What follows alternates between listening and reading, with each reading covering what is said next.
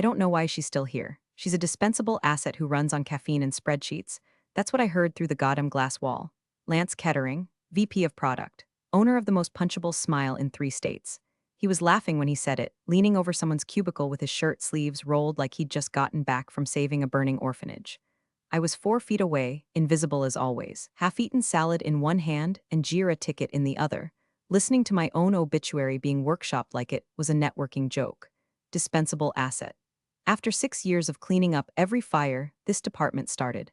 After debugging the server crash on my anniversary dinner from a Red Lobster parking lot because Lance forgot to assign coverage. After patching together the integration module with nothing but duct tape code and prayer because the budget got slashed so he could upgrade the espresso machine in the break room, I didn't cry. I didn't rage. I swallowed it like a pill that wouldn't dissolve. Just stood there letting the words dissolve slow and bitter. I was used to being overlooked, but something about that sentence cut deeper. Like I was the office paperclip. Bent, used, and tossed back in the drawer. You know what's wild? 90% of people who hear stories like this never hit the subscribe button. Yeah, I see you. You're sipping your gas station coffee, whispering oh hell no like it's a prayer and forgetting to tap that like. If you want more tales of corporate karma served cold, hit that subscribe. It keeps the stories rolling and trust me, what comes next? You'll want a front row seat. Now, back to Lance. I stood there a second longer than I should have, which was exactly long enough for him to look over and realize I'd heard him. He gave me this wide-eyed smile like a teenager caught shoplifting condoms and tried to pivot. Oh, hey Patricia, just talking shop? Right, like shop was some euphemism for assassinating the backbone of his entire tech stack. Cool, I said, dry as old toast. Love being part of shop. He chuckled. I walked off, didn't look back. But the sentence kept echoing in my ears for the rest of the day. Dispensable, like the word itself had fingers wrapping around my ribs. By the time I got home, I'd convinced myself I was overreacting. I mean, I wasn't exactly employee of the month material. I didn't schmooze. I didn't do happy hour. I didn't wear neon heels or laugh at Lance's golf metaphors. But I shipped. I built. I made sure this company didn't fall flat on its smug face every time the wind blew a little sideways. So I sat on the couch, cracked a la croix, and pulled up our production logs just to remind myself of how many times I'd caught Lance's visionary strategies before they crashed the system. The numbers didn't lie. That night, I didn't sleep. Because here's the thing, it wasn't just the insult. It was the realization that I'd spent 6 years being essential, quietly. I was the duct tape, the keystone, the gal who knew where the bones were buried because she buried half of them, and I had the receipts. The next morning, I walked into work with a smile that scared people. Not fake, not forced, just patient. The smile of a woman who'd been underestimated one too many times and started taking notes. Because if Lance thought I was dispensable, maybe it was time to see what happened when I let go. That's when they brought in Ethan. Quiet kid. Nervous hands. Looked like he got lost on the way to a comp sci midterm and ended up in corporate America by accident. Everyone assumed he wouldn't last a month. Especially Lance, who called him Junior like we were all living in a bad sitcom. But I saw something in him, something familiar, and I had plans. The first time I met Ethan, he apologized for existing. Twice. Once when I bumped into him near the microwave and he dropped his Tupperware of sad rice and string beans, and again when he handed me a merge request like it was a court summons. Sorry, I'm still figuring out the branching structure, he stammered, eyes flicking everywhere but my face. I glanced at the code. It was messy. Not broken, just unsure of itself like the person who wrote it. He hadn't messed anything up permanently, which in our department counted as a small miracle. You didn't light the building on fire, I said, handing the printout back. That's a win. He laughed, more a wheeze than a chuckle. Kid looked like he hadn't eaten a full meal since the onboarding pizza. Pale, always blinking like he expected to be hit with a Nerf dart or a layoff notice. Welcome to Nexora, Ethan, I added. We survive mostly on caffeine, sarcasm, and the misguided belief that someone in management knows what they're doing. He smiled for real that time. It was small, lopsided, but real. Lance, of course, didn't notice him. Barely even acknowledged his existence except to bark vague directions like ask Patricia how we do deploys or run this through Jenkins or whatever. Classic leadership by deflection.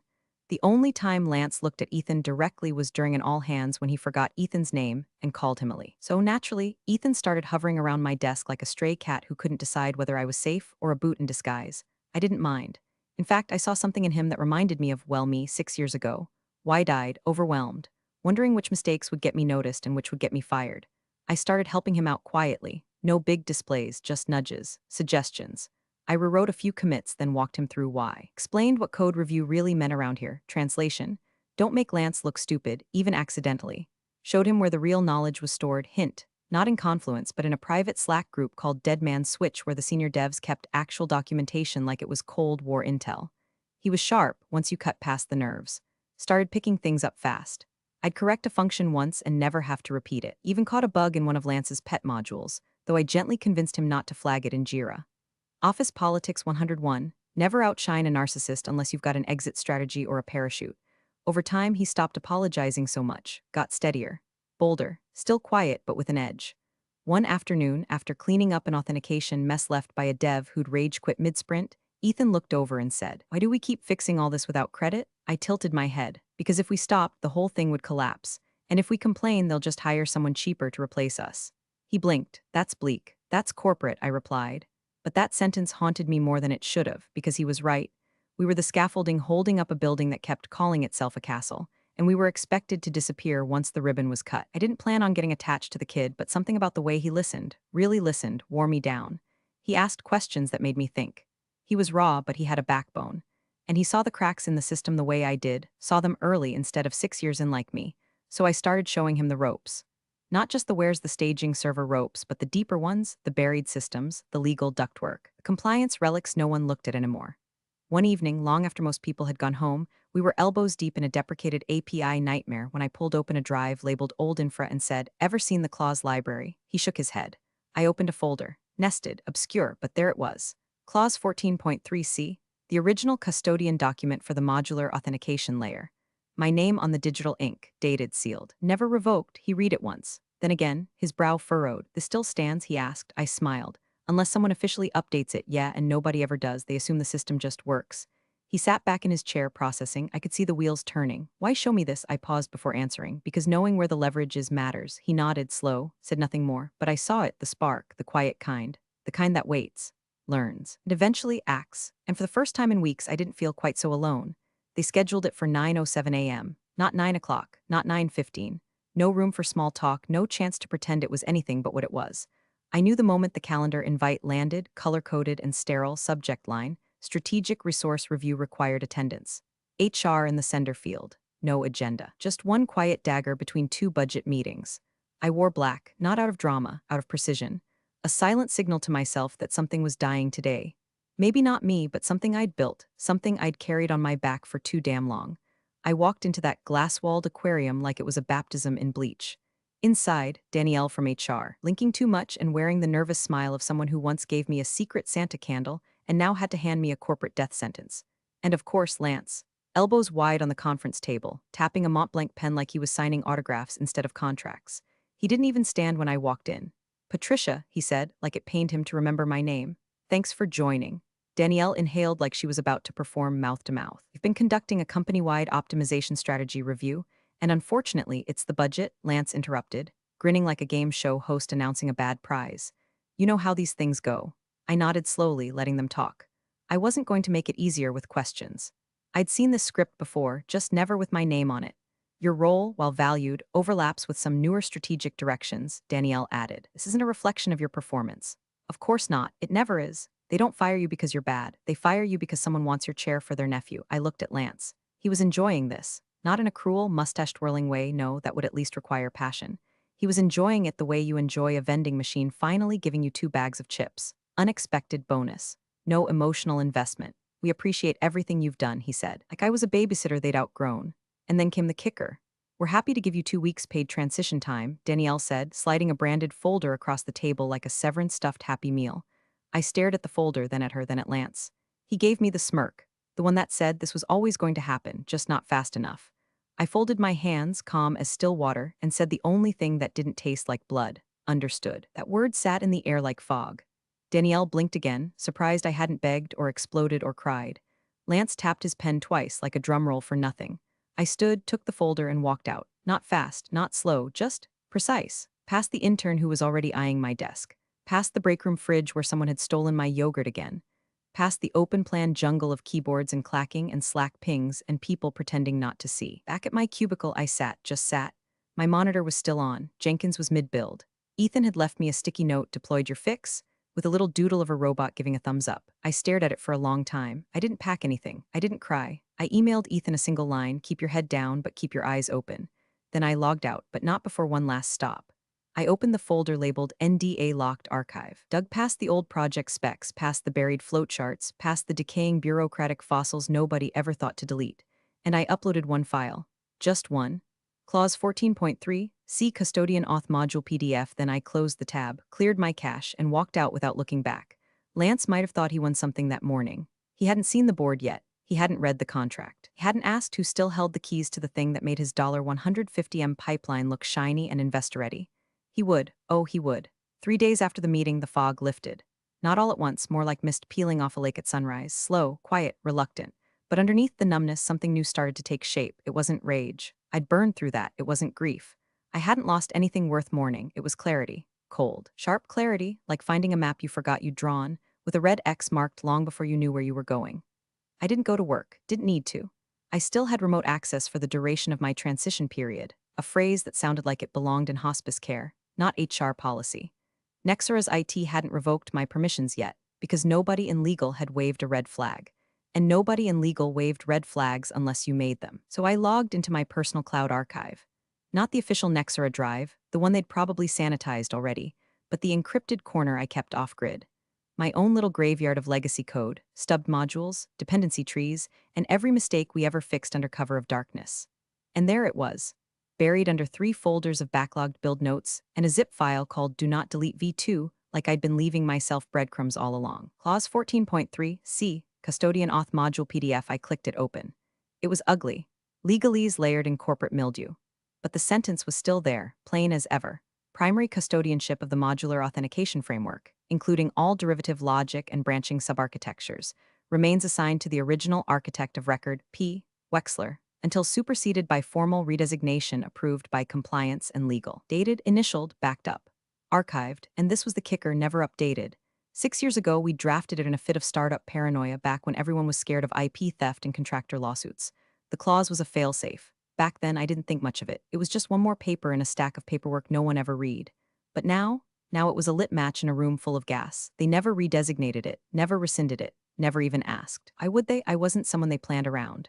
I was the scaffolding they forgot to dismantle. My name still lived on the only module that mattered, the one powering Nexora's new licensing deal, the one they'd spent the last year polishing for market.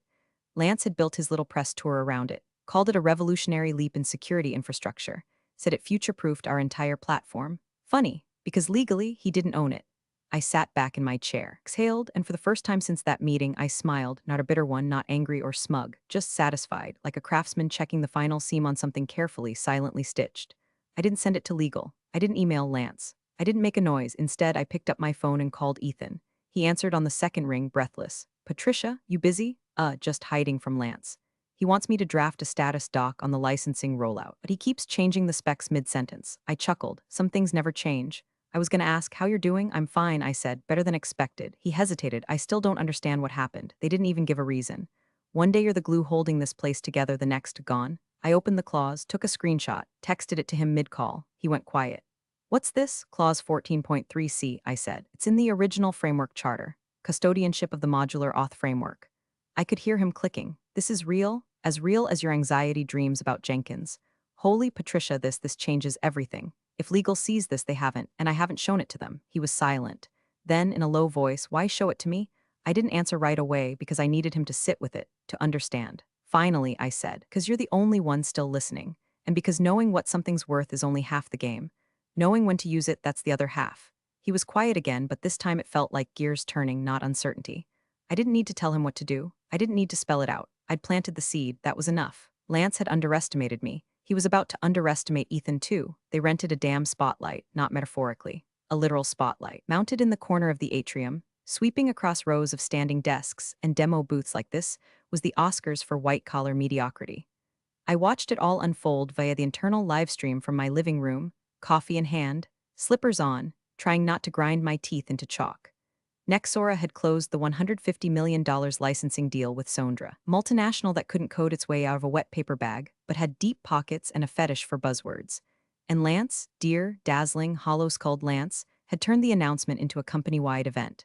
Press on site, photographer with a ring light, branded cupcakes with Nexora's logo printed in edible ink, They even rolled out a branded innovation backdrop for selfies, which looked like someone fed clip art into a blender. Lance took the stage with the subtlety of a game show host on Adderall. Today, he beamed, marks a new era in Nexara's legacy. A vision that began 18 months ago has now become a product that will reshape authentication in the enterprise space. This was no small feat. It took bold thinking, strategic leadership, and of course he placed a hand to his chest like he was about to recite the Pledge of Allegiance, the kind of technical foresight that only comes from true ownership. He paused for applause. He got it. From people who didn't know better, who weren't there when he signed off on skipping QA for a faster go-to-market, who weren't on the weekend call when we had to roll back an entire build because his vision introduced a memory leak that nearly wiped client-side login histories, who didn't know the framework's core had been architected in a cramped server closet by a woman eating stale almonds and praying Jenkins didn't crash mid-deploy. Me. Not a word about me. Not a nod. Not a thank you. He name-dropped 4 product managers who hadn't written a line of code, gave shout-outs to marketing for positioning the message with elegance, even thanked his family for believing in the vision, as if his kids had debugged the recursive loop that nearly killed the API call stack last spring.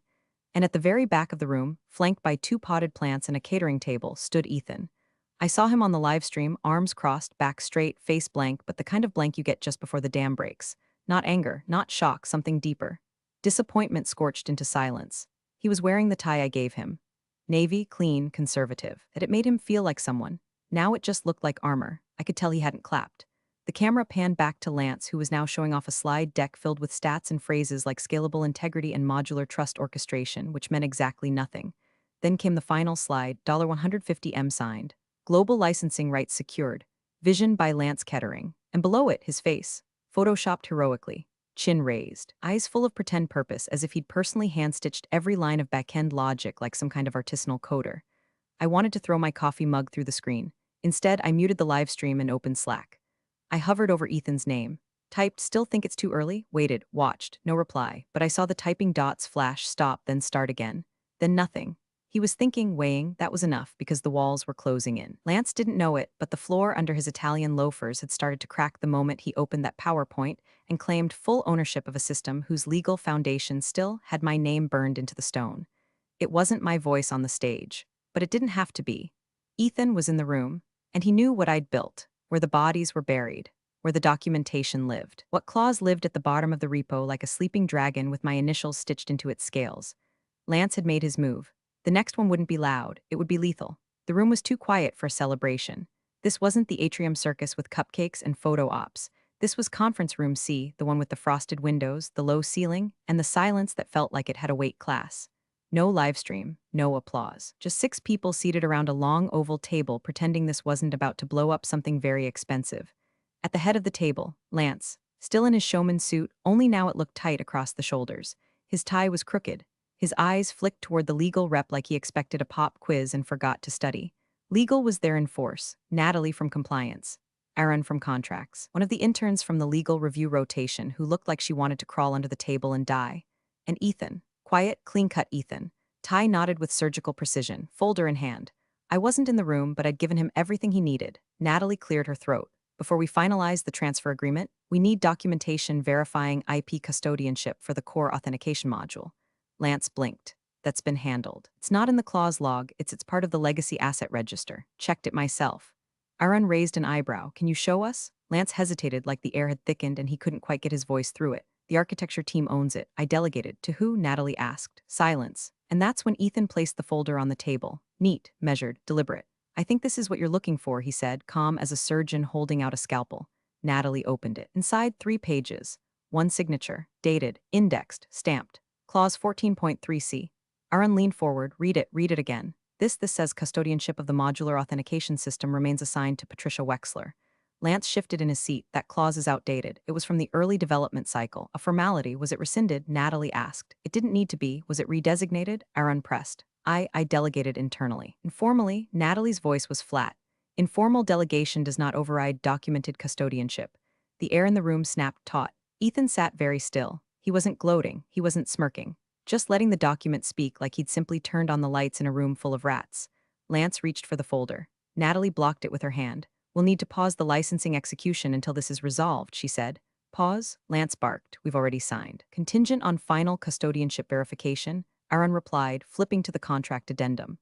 Paragraph 6, it's very clear, but she doesn't even work here anymore. Doesn't matter, Natalie said, cool as an avalanche. Custodianship doesn't automatically dissolve upon termination.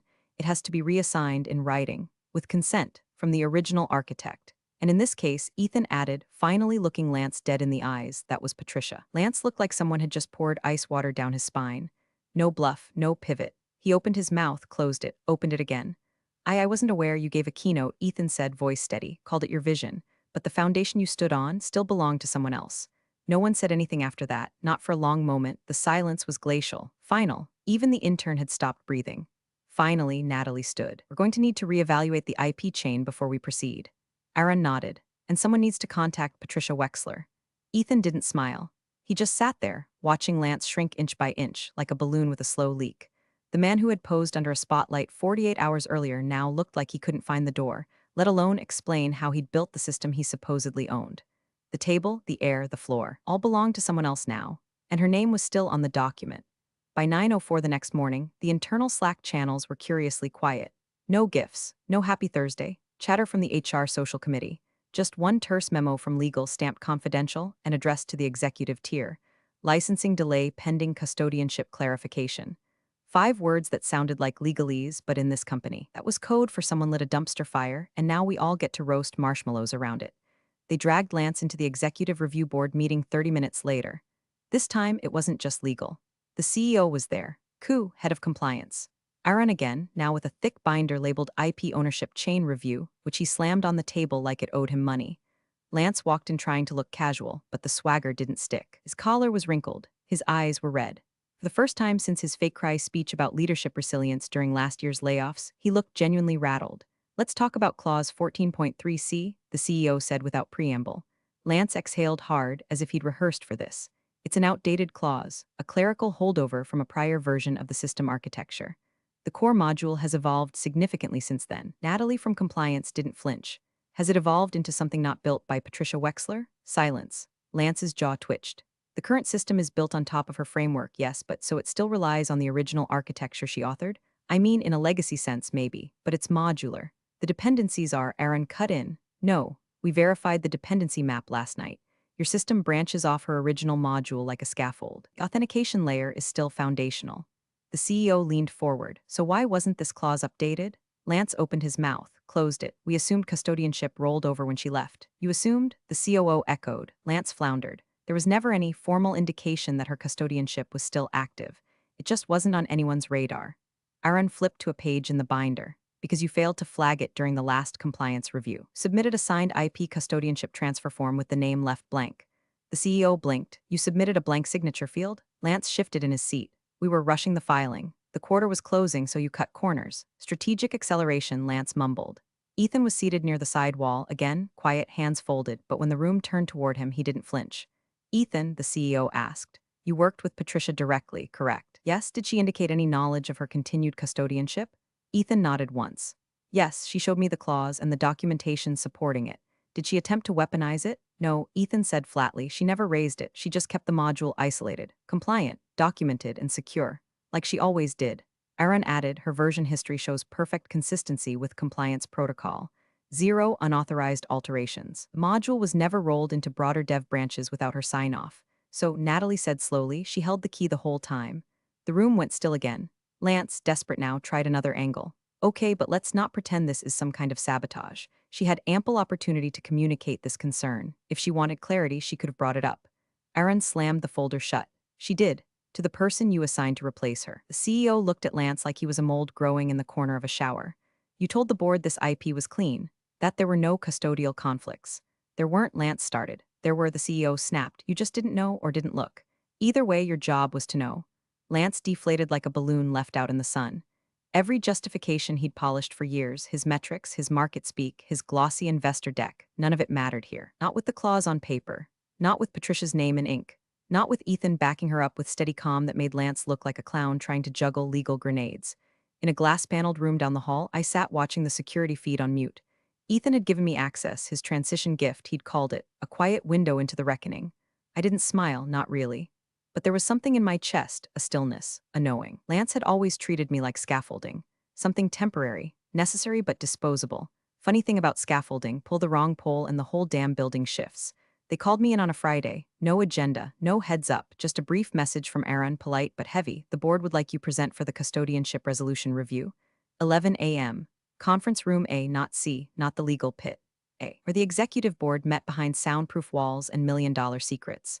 I hadn't stepped foot in that room since year 2, back when Nexora was still a startup and people still remembered who built things.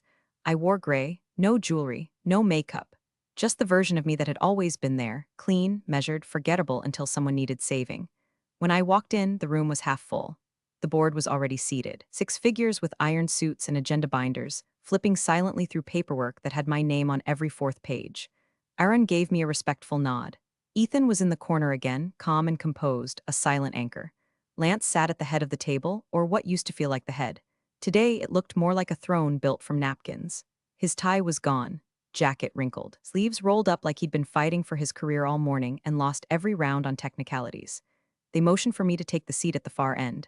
Not at the table, against the wall. I didn't flinch, just sat, legs crossed, hands in lap. Natalie began. The board is currently reviewing the legal viability of executing the licensing deal without a full custodianship transfer from Miss Wexler. Clause 14.3, C, remains binding. You're in breach if we proceed without her signature. The CEO added, Sondra has been notified of the pause. They are unhappy. Translation, there were lawyers circling in the water now. Lance hadn't spoken, not yet. He kept glancing at me, like I was a ghost sitting in the corner of his mansion, reminding him he didn't own the foundation. Finally, he spoke, quiet, controlled, but tight around the edges. Did you plan this? 6 syllables, acidic and desperate. Room shifted like everyone exhaled through their teeth at once. I didn't blink. No, I said, you planned this. I just documented it. Silence, pure, dense silence. The kind that clings to your skin, that sticks in your throat. Lance opened his mouth, then shut it again. Ethan cleared his throat and addressed the board. The module in question was kept isolated by Patricia per protocol. We validated the access logs. There were no shared forks, no unauthorized changes. Our documentation is complete, signed, and unbroken. Natalie confirmed. It meets every internal audit requirement. The COO looked at Lance. So you built an entire campaign around a module you didn't technically own. Lance mumbled something that sounded like it was the same system. It was hers, the CEO snapped. And you stood on a stage 2 days ago and told the world it was yours. I sat there, unmoved. No gloating, no victory lap, just the truth, laid bare under fluorescent light. Lance looked at me again, eyes bloodshot, sweat darkening the collar of his shirt. I didn't look away, because here's the thing about power. Real power doesn't shout, it doesn't strut. It doesn't hold press conferences, it waits, it documents. It builds quietly in a corner until someone thinks they can paint over it, and then the walls shift, and suddenly they realize the foundation was never theirs. Patricia, the CEO, said, I'll be in touch formally regarding custodianship transfer options. You're under no obligation to sign anything today.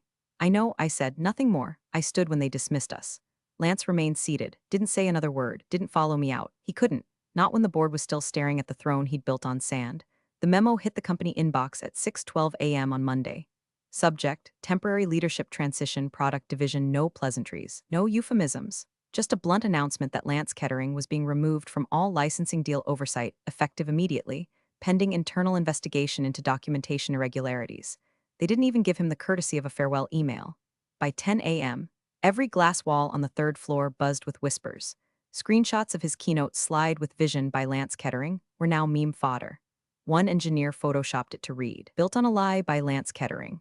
The post got 87 emoji reactions in the first hour, most of them popcorn. The intern who used to fetch his $6 lattes now sat at the desk beside Ethan, quietly updating the authentication branch permissions that had, until last week, been tied to a name no longer welcome in the room. They reassigned the licensing project to a crisis response team. Aaron was looped in full time. Legal pushed back the Sondra contract by 30 days, citing custodianship integrity review. Translation, clean up the mess and fast. As for me, they tried. The head of HR reached out by noon. We'd love to discuss a new opportunity with you, Patricia, Director of Systems Integrity. A dedicated role overseeing infrastructure continuity and IP custodianship. The salary was a leap. The title came with a parking space, a corner office, direct line to the executive suite, but I'd already said yes elsewhere. The offer came through 3 days prior from Viridian Tech, one of Nexora's competitors. Smaller, quieter, no press stunts. They reached out after hearing what happened. Word travels fast when your documentation derails a $150M deal. They didn't ask for a second interview. They didn't lowball. They offered equity, ownership. A blank slate with a single condition, build it right. I accepted. On my last day inside Nexora's walls, I returned my badge, boxed up a few personal items, one plant, a coffee mug, a notebook full of diagrams they never bothered to read, and stopped by the conference room where it all unraveled. It was empty now. Still. But in my mind, I saw it all again. The suits, the silence, the folder with my name in print, the way Lance's voice had cracked when he realized the floor beneath him wasn't real. Memory played like a film strip clicking to a halt. I turned, walked out. No applause, no drama, just gravity. Lance never spoke to me again. I imagine he's still trying to find someone else to blame, still rewriting the story in his head, trying to pretend he tripped over red tape instead of the truth. But the board knew. Legal knew. Ethan knew, and me? I didn't need a parade. I didn't need vindication printed in bold font. I had something better, a new desk, a real title, my name inked beside a contract that meant something, and the knowledge that while some people build empires on hot air, I'd built mine in silence. Stone by stone, line by line, clause by clause, I was dispensable until they realized what I held. Appreciate you sticking around, you legends of the break room. Subscribe for more chaos. Let's make your old managers spill their coffee in fear.